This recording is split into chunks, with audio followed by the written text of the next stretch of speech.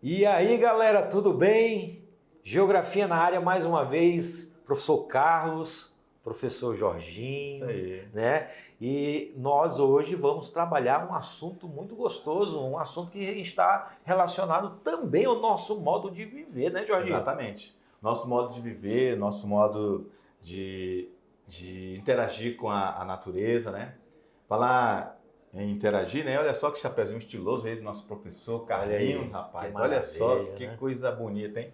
Parabéns, hein, professor? É nóis, Você é tá nóis. gatão, você É tá gatão. nóis. Beleza. Então, galera, como eu estava falando, nós hoje vamos ver um assunto que inclusive tem a ver, né? Tem uma parte técnica, mas também tem uma parte que tem a ver com o cotidiano do lugar dos nossos queridos alunos. Pelo menos 90%. 90% dos nossos alunos, podemos dizer assim, Então, que estão na área rural, né? na área rural e em área de... Ribeirinha também. Tem a área ribeirinha, mas há áreas que tem plantação, Plantações, né? Essas coisas exatamente. assim, né? E tem a ver, olha só que interessante, tem a ver também com a questão econômica, porque se a gente vai falar nessa aula sobre relevo, sobre solo, eles vão compreender porque alguns solos eles não são bons para a agricultura, não são bons para o plantio, né, Jorge? A gente vai partir do geralzão, né? A gente vai falar dos conceitos geológicos, a gente está falando em geologia na aula, ok? E passando pelas técnicas que se utilizaram para saber como é que se constitui esse relevo do Brasil no geralzão, e aí depois a gente começa a entender um pouco mais o nosso cotidiano, o nosso dia a dia, tá bom?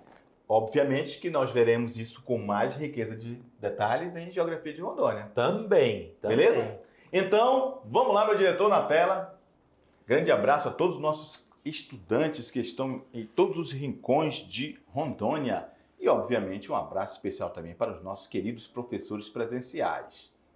Olha só, o que veremos nessa aula, Carlinhos? Olha só, vamos falar sobre o relevo brasileiro e a questão da formação do solo, ok? Nós veremos a questão das características estruturais do relevo brasileiro. Veremos os escudos cristalinos, os dobramentos antigos, as bacias sedimentares, a geologia, a mineração no Brasil, a altimetria do relevo brasileiro, a classificação do relevo brasileiro, a formação e a conservação do solo.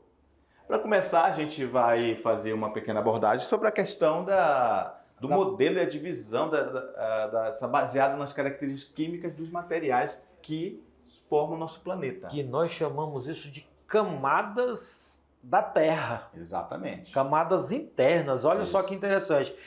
Para a gente entender como que forma-se um relevo, né? Qual é o tipo de relevo, o que existe abaixo da nossa superfície, nós devemos entender que abaixo de onde nós vivemos, onde nós estamos pisando, né? Onde nós estamos cultivando, onde nós estamos construindo, existe uma estrutura chamada estrutura interna. Essa estrutura interna nós chamamos de camada da atmosfera e ela é dividida em pelo menos 3 grandes camadas. Camadas da crosta terrestre, né? Do planeta Terra.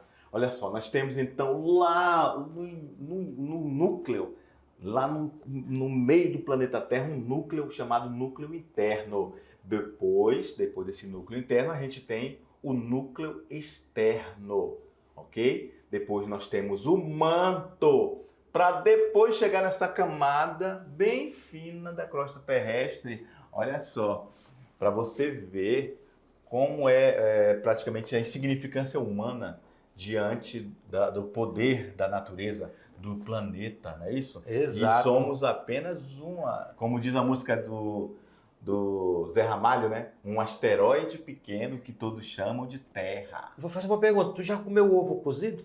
É bom. É gostoso, né? Opa! Olha só esse exemplo, vamos pegar o exemplo do ovo cozido. O ovo cozido, galera, é igual ao nosso planeta. A casca do ovo é a crosta bem fininha. Bem fininha. Aí você vê, tem a clara, que seria o nosso manto, e a gema, que seria o núcleo da Terra. Isso. Né? Então, o exemplo do Domo é o exemplo bem claro do que é o nosso planeta. Isso. Uma estrutura fina, crosta terrestre ou superfície terrestre, Jorginho, ela tem esse outro nome também. A clara do ovo seria, novamente, repetindo, né, o manto, e o núcleo da Terra, a gema. Agora, um detalhe interessante, todas essas camadas, elas estão em milhares de quilômetros. Até chegar no núcleo são milhares de quilômetros. E aí, Jorginho, alguns alunos podem perguntar assim, mas professor, como que vocês sabem dessas informações? É porque os geólogos, né, pessoas que estudam sobre a geologia, sobre a característica do nosso planeta, eles fizeram estudos com o material que vem para a superfície. Da onde? Dos vulcões, da lava vulcânica. E aí eles descobrem que a estrutura interna do planeta é formada por vários minerais, o ferro, né, o níquel. Então, um outro detalhe importante sobre essa questão das camadas é que elas conseguem se interagir. Porque a partir depois da crosta terrestre, nós vamos ter um bloco de rochas chamado de placas tectônicas, e essas placas tectônicas, elas estão em constante movimento, é por isso que nós temos terremotos. É por isso que nós temos surgimento de vulcões, porque o material que está no interior da Terra vem para a superfície, e esse material que está lá no interior vem para a superfície porque ocorrem falhas. Exatamente. E o interessante também falar que, embora vejamos cadeias de montanhas, embora nós vejamos serras, montes, não é isso? São as partes mais leves da crosta, né? O que está pesado está lá dentro. Exato. Não é isso? Porque justamente ela flutua, ela está acima de tudo isso aí. São as partes mais, entre aspas, mais leves do planeta. É a crosta terrestre. E um detalhe, né, Jorginho? O interior da Terra, como você falou, que é o núcleo interno e o núcleo externo, ele é líquido. Ele tem uma parte líquida e uma parte sólida. Isso. E ele possui um chamado campo, tipo o campo magnético, que faz com que nós não ficamos, né, flutuando. É porque tem o magnetismo, né, para o núcleo da Terra. E esse material, ele fica lá no núcleo, e a temperatura, olha só, se a gente acha o Sol 40 graus quente, lá está mais de 5.000 graus Celsius de temperatura, extremamente quente. Só para a gente fazer uma comparação, né, para o aluno entender, a água ferve a 100 graus. Não é isso? E a gente, quando está tomando um solzinho, né, quando estamos andando 40 graus, 40 graus já sente um calor extremo, imagine quase 5.000 graus Celsius de temperatura lá no interior da Terra. É muito quente. Exatamente. E outra, o material que está lá, galera, essa pressão do planeta é tão grande que não consegue estar de uma forma sólida, né? Está em forma de magma. Exato. E quando esse material ele consegue ultrapassar as camadas anteriores à crosta, ele vem para a superfície, ele jorra para a superfície, nós chamamos isso de vulcão. Né? E outro detalhe que eu falei agora há pouco sobre as placas tectônicas, como elas estão em movimento, elas podem causar tanto surgimento de vulcões quanto os terremotos, que também colabora para a formação de relevos. Beleza. Então, já estamos até falando de tectonismo, né, que veremos em outras aulas, mas para a gente ter essa noção do porquê que o nosso planeta ele tem essa dinâmica do relevo. É Exatamente. Isso? Então, vamos lá no quadro, meu diretor. Fizemos essa pequena abordagem aí sobre a estrutura da Terra. Então, tá aí, olha só, a divisão da crosta terrestre. Nós temos a crosta continental, essa parte que a gente vive. O ser humano vive, são os continentes. É o que está acima do oceano, ok? Aí nós temos a crosta terrestre, né, que tem a continental, 25 a 50 quilômetros de profundidade, e é formada por minerais, silício, alumínio e a composição de granito, entre outros. Aí nós temos a oceânica, de 5 a 10 quilômetros de profundidade, formada por minerais, silicatos magnesianos, chamado sima.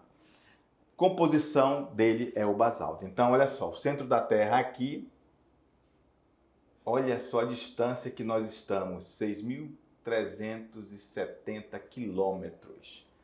E para chegar na crosta terrestre, a gente tem que entender que tudo que está aqui, que a gente conhece como os vários tipos de relevo, sofreram e sofrerão alterações ao longo do tempo. Claro que, humanamente, é impossível ver esses fenômenos da geologia. No entanto, veremos também durante a aula que nós sim influenciamos nessas mudanças, principalmente pela ação humana, mas daqui a pouco a gente vê. Vamos lá. Formação das estruturas geológicas. Nós temos os escudos cristalinos, nós temos as bacias sedimentares e nós temos os dobramentos modernos, ok? Dentro dessas informações, eu quero que você anote aí dobramentos modernos. Vamos lá, dobramentos modernos. Aí, professor, o senhor falou que é muito antigo. E por que o senhor está falando que o dobramento é moderno? E o que é dobramento moderno? Dobramentos modernos são as cadeias de montanhas. Professor, mas o senhor falou que ela é moderna. Ela é moderna não em relação ao tempo humano, mas em relação ao tempo do planeta. Exatamente. Ela é moderna por quê? Porque ela ainda é muito alta. Então ela é nova para o planeta. Ela ainda não teve o tempo para ter esse desgaste que muitos relevos têm ao longo do tempo. Não é isso? Mas a gente vai ver isso mais na frente, a questão do intemperismo, não é isso? Um detalhe interessante, eu vou dar um exemplo, que é o Monte Everest, né? Ele é considerado um dobramento moderno, porque ele é uma montanha e é considerada a maior montanha do mundo, né? Cadeia de montanhas maior cadeia de montanhas do mundo. E ele é um dobramento moderno porque ele está, ou ainda está em processo de formação. Assim como também nós temos aqui, vizinhos ao Brasil, a Cordilheira dos Andes. Exatamente. A Cordilheira dos Andes é um dobramento moderno que está em processo de transformação e mudança. É por isso que os terremotos que ocorrem no Peru, na Bolívia, no Chile, né, Jorginho? Elas são constantes porque essa cadeia de montanha ela está passando por processos de mudanças causados que vêm lá do interior, do interior do planeta. E também estão próximos às falhas, né? Exato. As falhas das placas tectônicas. Né? Que está abaixo da nossa superfície. Isso. Vamos lá no quadro, meu diretor? Então é isso, olha só. Aí nós temos as bacias sedimentares. Outro nome interessante que você tem que anotar. Bacia, obviamente, que o aluno tem que lembrar de uma bacia mesmo. Ok? Olha só, isso não é um desenho de uma bacia? Olha aí, ó. Isso é uma bacia. Horrível, ridícula, mas digamos que seja uma bacia. Então, toda esse material que ao longo de milhões e milhões de anos vão sendo decompostos, eles vão indo para essas regiões mais baixas e vão sendo esses sedimentos, ok? Um detalhe, né, Jorginho? Aí não tem interferência humana, isso é trabalho da própria natureza, da chuva, do vento, da própria movimentação interna, né, que vai causar desgaste nas maiores elevações. Então, quando se falar de bacias sedimentares, quer dizer que há um acúmulo de material. Isso. Então, quando você ouvir falar em escudos cristalinos, você está falando das eras arqueozoica e proterozoicas. Olha só, lá do começo do planeta, 4,5 bilhões a 2,5 bilhões de anos. Já as bacias sedimentares é da era paleozoica, 570 milhões de anos atrás. Já a mesozoica e a cenozoica são os mais, digamos assim, o tempo mais perto que se aproxima da humanidade, que é depois de milhares de anos que vai surgir o ser humano, ok? Então, os dobramentos modernos datam na geologia, na formação deles, há 65 milhões de anos. Então, e olha só, e é dobramento moderno, então é novo em tempos geológicos, né? Não vamos Se a gente levar em confundir. consideração que o homem só vive até 100 anos, isso aí não... Impossível ver acontecer.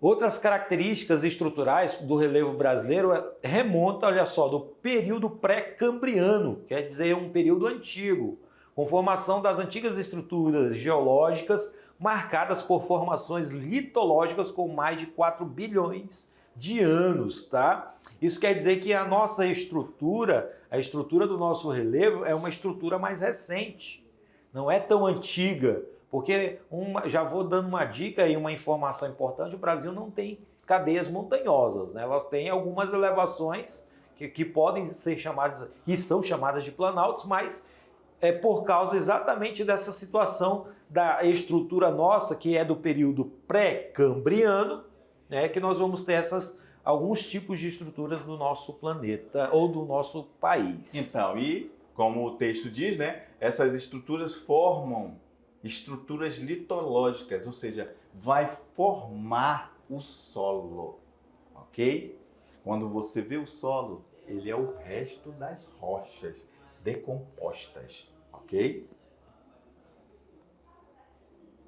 Por serem tão antigas, essas estruturas foram intensamente desgastadas, esculpidas por processos erosivos que carregaram grande quantidade de sedimentos depositados nas bacias sedimentares. Então é essa imagem aqui que a gente viu, aqui, ó, bacias sedimentares. Então isso aqui foram milhares de anos, esses escudos cristalinos, vão se decompondo, frio, calor, intemperismo, frio, calor, água vai transportando esse material e vai transformando ela em solo, que vão para as bacias sedimentares, ok?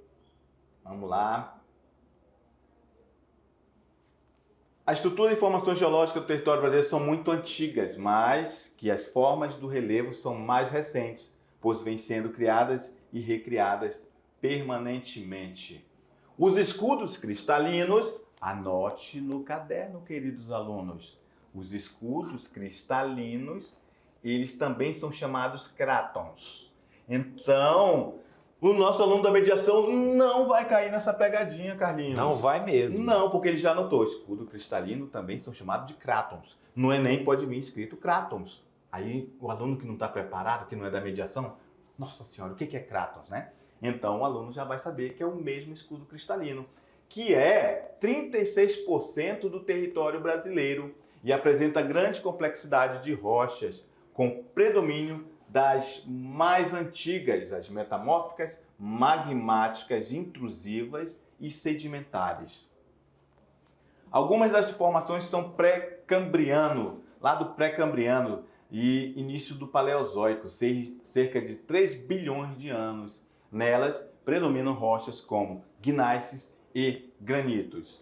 Só relembrando que a rocha metamórfica é aquela rocha que ela se refaz a partir dos restos de outra rocha. Ela se transforma. Ela se transforma em outra rocha. Lembrando que essas rochas, elas sofrem, como foi falado pelo professor Jorginho, de intemperismo, que é uma palavra nova para eles, né, Jorginho? Que a gente vai ver isso aí na frente. Mas o intemperismo quer dizer que são fatores naturais. Naturais que desgastam a rocha, que vai se transformar em solo. Um dos exemplos que nós trouxemos aí, que foi o granito, ele é um material muito utilizado na construção civil. Isso. Inclusive, a gente vai conversando, né, Carlinhos? E aí vai surgindo a ideia. Olha só, você falou que é usado na construção civil. Então, aí a gente falou em geologia. A geologia, ela é a ciência, sim, ela estuda toda essa questão da estrutura geológica das rochas do planeta. Mas, um dos principais intuitos da geologia é saber onde tem essas rochas para justamente ter a questão da produtividade dela, a questão econômica. Saber onde tem o ouro, onde tem o diamante, onde tem o gneiss, onde tem o granito, onde tem cascalho. Onde tem terra roxa. Tem terra roxa para plantar. Então, tudo isso, né? é o estudo geológico que faz esse levantamento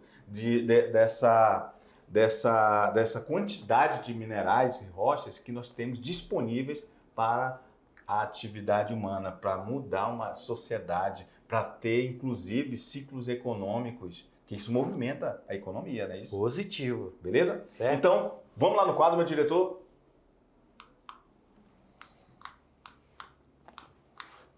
Os dobramentos antigos possuem idades variadas dentro do período cambriano e divide-se em 3 cinturões orogênicos: Atlântico, Brasília, Paraguai e Araguaia. Se encontram intensamente desgastados. Olha só, grifem aí, queridos alunos, intensamente desgastados, embora ainda guardem características montanhosas. Ou seja, se está intensamente desgastado, passou por um intenso processo erosivo. Não é isso, Carlinhos? Exato. Um detalhe sobre os dobramentos antigos, já que ele está falando que há esse desgaste, aqui na nossa região nós não temos com tanta intensidade esse tipo de relevo, nem esse tipo de desgastes na nossa região, mas nós temos um relevo que ocorre predominantemente no estado de Rondônia, ou na região amazônica, que é a planície, mas que temos, no caso, aquele primeiro exemplo que a gente citou, aquela primeira situação, que é da questão relacionada às bacias, né? Bacias sedimentares. Bacias sedimentares, né? Que é o acúmulo de material. Só relembrando, e também anote aí, meus queridos alunos, orogênese. Toda vez que você ouvir falar nessa palavra, está relacionado à montanha, ok? Processos orogenéticos. Então, olha só, a orogênese, conceito que vem do grego, que dá uma noção lá na geologia para designar aquilo que está relacionado com o desenvolvimento e transformação de uma montanha. Transformação essa que, na verdade, vai transformando esse relevo e tornando ele um outro relevo. O interessante notar e deixar claro para o aluno que a gente está falando de milhares de anos, né? Exatamente. Milhares de anos de transformação do relevo.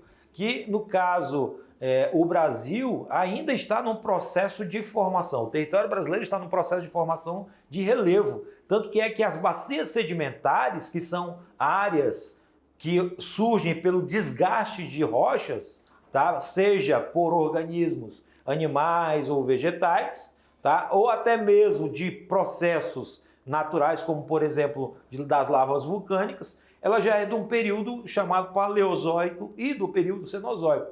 Quando eu estou falando de bacias sedimentares, o aluno esperto já vai anotar aí no seu caderno, eu estou falando de planície amazônica, que é uma grande bacia sedimentar que nós temos aqui no norte do Brasil, na região amazônica. E o estado de Rondônia, quando nós formos estudar a geografia de Rondônia, nós vamos falar muito sobre bacia amazônica.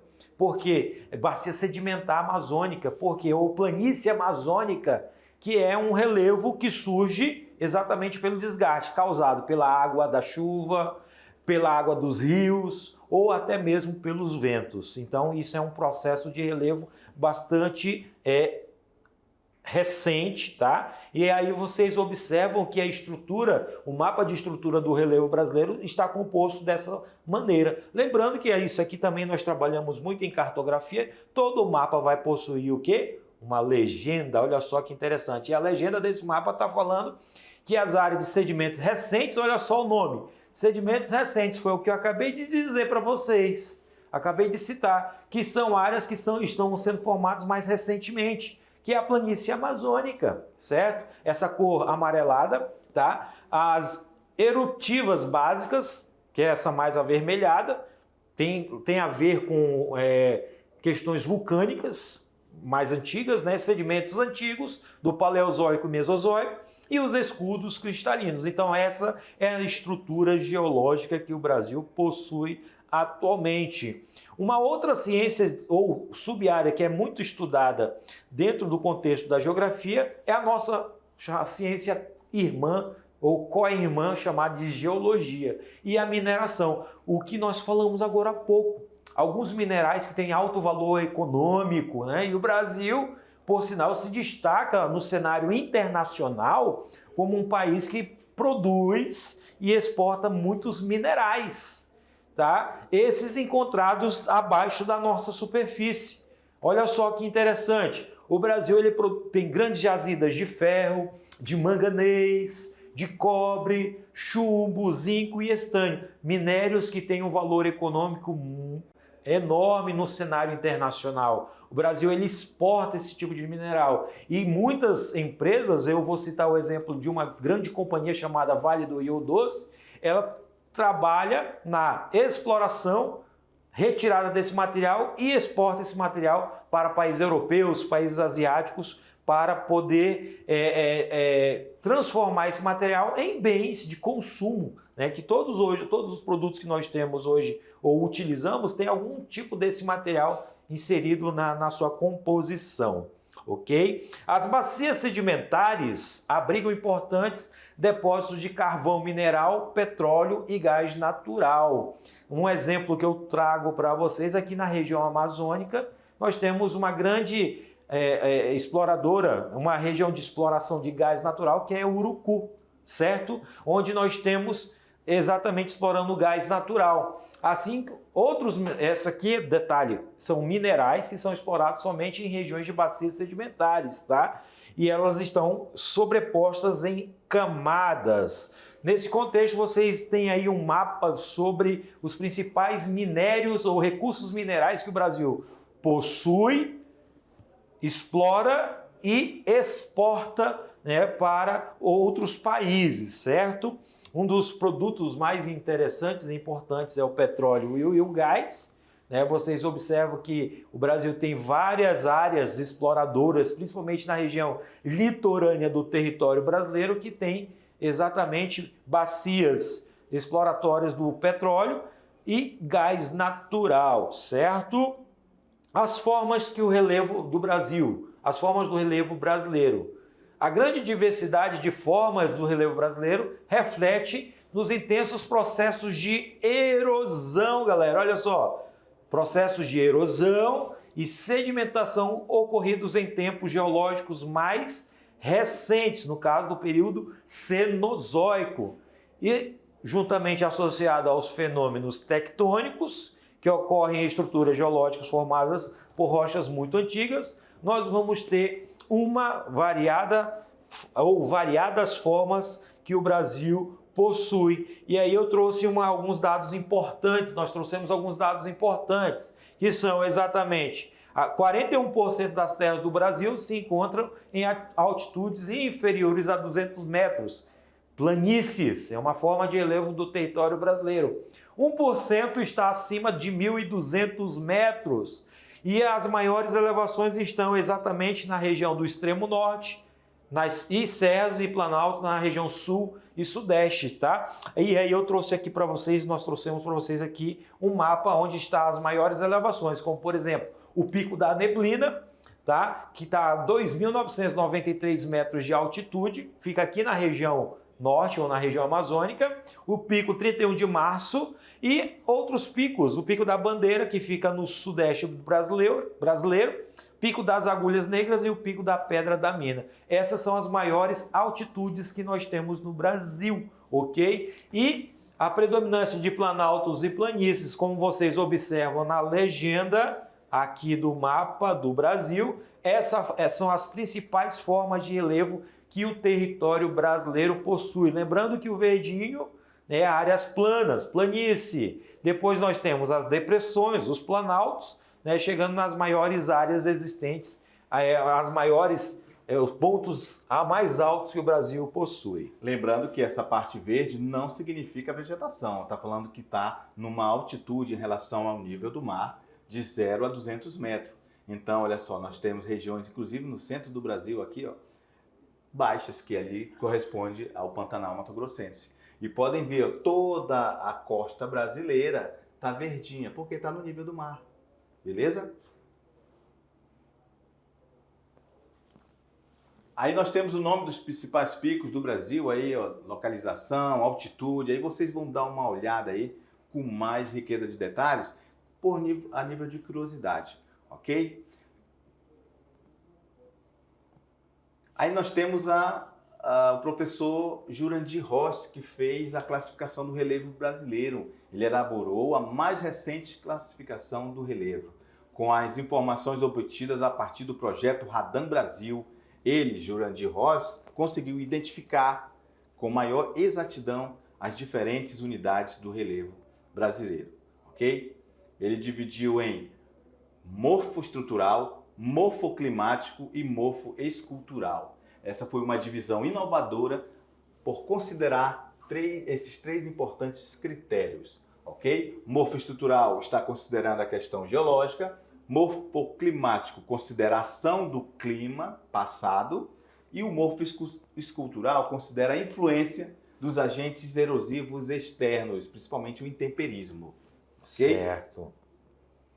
Aí o que é o Projeto Radão? O Projeto Radão foi um projeto criado no governo militar, né, isso por volta da década de 70, onde o Departamento Nacional de Produção Mineral, né, foi o responsável de juntar estudiosos para fazer um levantamento geológico e topográfico de todo o território brasileiro para poder classificar. Porque já pensou se todo o Brasil fosse planície? Já pensou se todo o Brasil fosse uma depressão, que são algumas formas de relevo que estou citando, que o Brasil possui. Então, para se ter toda a classificação de relevo, foi necessário criar um projeto gigantesco pelo governo federal para poder juntar estudiosos, geólogos, geógrafos, né, para poder fazer esse levantamento topográfico do território brasileiro. E esse projeto é chamado Projeto Radam Brasil e que classificou o Brasil com esses tipos de relevo,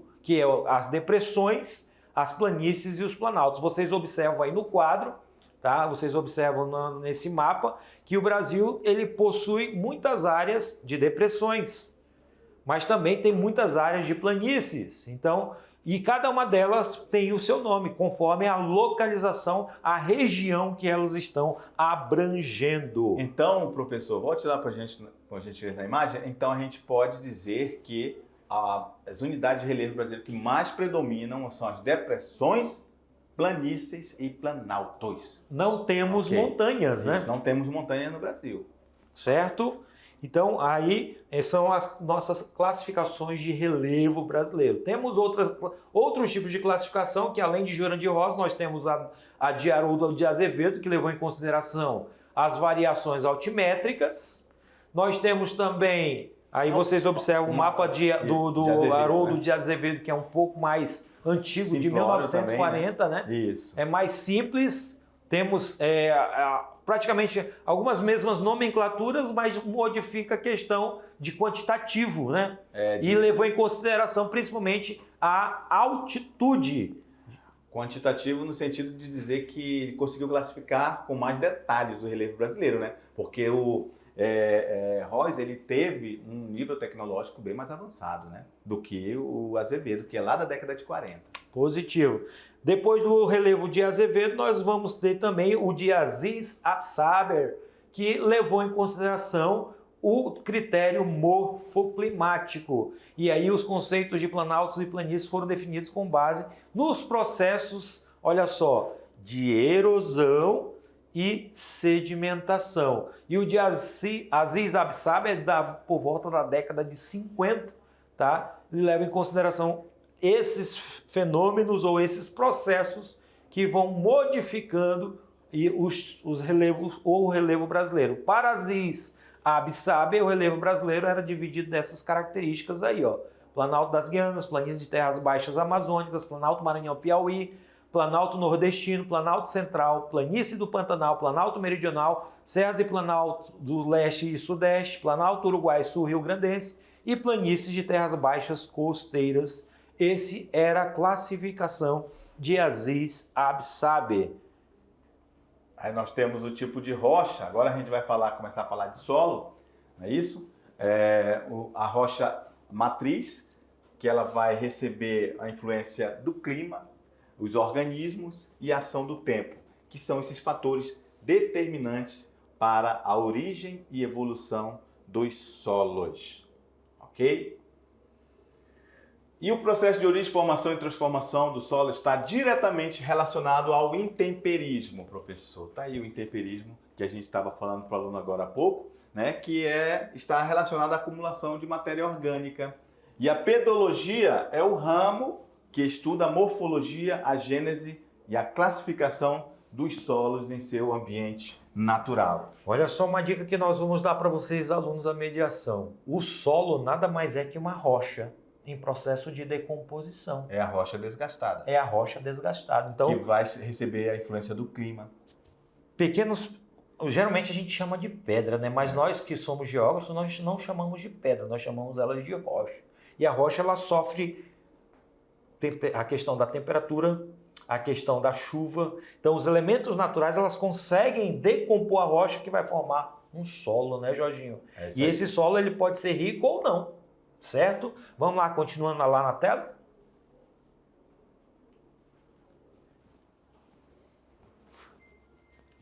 A rocha de origem do solo são chamadas rocha-mãe, ou seja, o solo ele vem sendo decomposto e o que está lá dentro do subsolo é a rocha-mãe, porque ela está sendo desgastada, ok?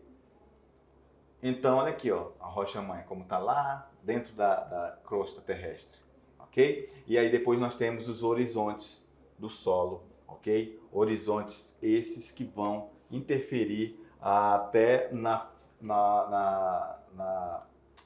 possibilidade ou não desse solo ser agricultável, pode ser utilizado ou não para agricultura, não é isso? Coloração também. Isso. Rochas em processo de desintegração. Então a rocha-mãe está aqui no seu estado que vai haver essa ação desse intemperismo. Aí nós começamos a ter matéria orgânica, essa rocha-mãe ainda está aqui, ó. Vai ter material orgânico agindo, decompondo essa rocha. Aqui, nessa formação inicial dos horizontes do solo, a gente já vai ter um horizonte A, a gente já vai ter um humus, porque já vai ter plantas, essas plantas vão soltar folhas, vai ter micro-organismos, que vai continuar a decomposição dessa rocha e a formação desse solo. Aqui a gente vai ter já um solo mais conhecido, como a gente tem, que é o horizonte C, que está próximo da rocha-mãe, um horizonte B, o horizonte A e o horizonte O de orgânico aqui, né? O 0 O orgânico, justamente porque está já aqui, ó, Próximo à superfície. Na superfície terrestre, ao ar livre, tendo todo esse fator dessa erosão que ela recebe por causa dos agentes externos. Agora um detalhe interessante. Frio, calor, chuva, tudo isso vai desgastar. Detalhe interessante sobre a questão do solo, né, Jorginho? É que a rocha-mãe, ela é a origem. E ela se decompondo pelos agentes intempéricos, que são os agentes externos até chegar à nossa superfície, certo? E nessa questão do solo, olha só que interessante. O solo ele vai tendo uma modificação de coloração, também de composição, porque você vai observar rochas maiores já próximo da rocha-mãe, rochas em processo decomposto ou com material orgânico mais próximo da superfície. Nós chamamos isso de horizontes, certo? A rocha-mãe, o horizonte C, o horizonte B, o horizonte A e o horizonte O. Tá? Um detalhe ainda sobre essa questão do solo é que ele é trabalhado, não é de um dia para o outro, é trabalhado de forma constante por causa desses agentes que estão alterando a sua formação e composição de material orgânico, de minerais, tá? E esse material orgânico, quanto mais material orgânico tiver próximo da superfície e mais nas outras, podemos dizer assim, nos outros horizontes, mais rico ele vai ser, certo? Os principais solos que o Brasil possui, o Massapê, o São Mourão e o Terra Roxa, um dos melhores é o de Terra Roxa, rico em nutrientes, rico em minerais, muito propício para a agricultura, certo? Processos de conservação do solo para evitar a erosão, né, que é o desgaste do solo. Um dos principais fatores é a floresta, né? A floresta, o reflorestamento, para que não ocorra um desgaste natural do solo, e geralmente o desgaste é causado pela nossa interferência, né? Os homens, a interferência humana. E aí nós trouxemos para vocês alguns elementos ou fatores que colaboram para o desgaste, como as vossorocas, que são causados pelas chuvas. E o que são as vossorocas? São sulcos, ou popularmente conhecido como buracos, rachaduras, que ocorrem no solo e onde ele está extremamente pobre e ocorre esse tipo de situação. Isso aí é uma vossoroca, que é justamente a pobreza ou o solo empobrecido por falta de vegetação. Como fazer a questão de impedir o surgimento? Desviar o fluxo de água, controlar a velocidade de água, plantio de árvores e grama para poder ser barreiras naturais, né, para proteger o solo. Os movimentos de massa, que é o deslocamento do solo, né, detritos, né, material que vai ser deslocado por fatores, vários fatores, seja fatores naturais ou até mesmo pelas questões humanas. E nós trouxemos um exemplo bem claro para vocês, que é justamente a questão do desbarrancamento, certo? Seja na área urbana ou seja na área agrícola. Outro detalhe é que é justamente a falta de vegetação principal motivo que leva o desgaste do solo. O homem tirou essa vegetação, fica desse jeito aqui, o aluno sabe disso, eles vivem isso, sabia? Então, isso aqui são os resultados dessa retirada da vegetação, né? Aí acaba acontecendo essas grandes erosões chamado Vossoroca. Beleza? Era o que tínhamos para o momento, galera. Daqui a pouco a gente volta, beleza? Tchau. Um abraço. Até mais.